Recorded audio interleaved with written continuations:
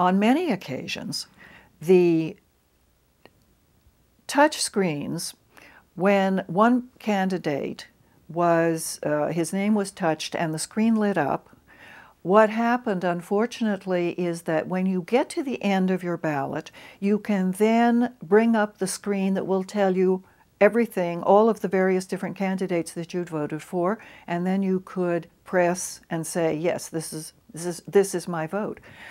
On many occasions, people coming out of the polling places would say to me, but when I tried to check my ballot, various people I voted for didn't come up. They either, their lights weren't lit beside their names, or they didn't, actually the opposite candidate was lit. And then I'd ask them what to do in the polling station, and they would say, oh, well, just go back and try it again. And one person told me that she tried 5 or 6 times and was not able to get the candidates' names to light up that she was actually voting for. It was very hard for me not to come back from Florida absolutely paranoid. I mean, everything I was seeing was, at best, the worst kind of mix-up and confusion, and that would be at best. And at worst, it was straight fraud. I can't believe that the machines that are made by the same companies that make our ATM machines cannot get it right. I just don't believe that. It's not possible. We're getting nothing at all about this story, and that's why we need something like Independent World Television to be able to follow the story and keep following the story and follow Representative Conyers, for instance, when he had hearings about this story. But it just disappears. It would be a wonderful story. However, it seems to me that the large corporations like Diebold and ESS who make these machines evidently have some power, because you're not seeing this type of a story coming up. You know, I don't think that anybody from the White House is calling up someone at CBS and saying, look, you know, you've got to kill this story. That's not what's happening. There is a pervasive sense that journalists get about what their editors want, what will help their careers, what will get on television and what won't get on television. It's more an attitude which is fostered. And it's fostered because that's where the money and the power is. And it's this pervasive attitude of not seeing the news as something that the public needs in order to make decisions about the way in which they're going to vote.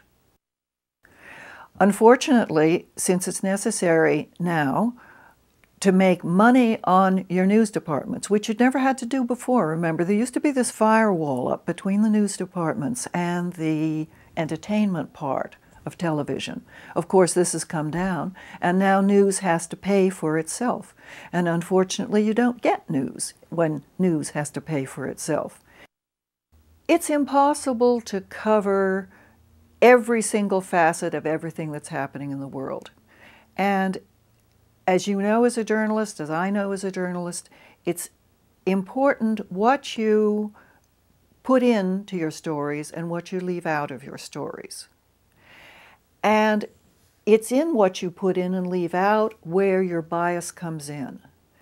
And I think it's important to be aware of that, and I think Independent World Television is probably in a better position to be able to be unbiased because they don't have government interventions. You will not be beholden to commercial interests. And I think that you're going to have a hierarchy. What will be important to Independent World Television, I think, is what's going to be important to me as a conservative. This hierarchy I'm talking about, these are stories that need to be continually told, not told one day and then forgotten the next, but stories like where we're going with our economy, what raising the rediscount rate or not means to the population as a whole, how that's going to affect our mortgage rates. These are ongoing stories. There have to be hierarchies of stories, for instance, in international relations. The Iraq story, the Iran story, certainly now. Whether we want to be in Central Asia, whether that's a good idea, whether we want to have embedded bases in these places.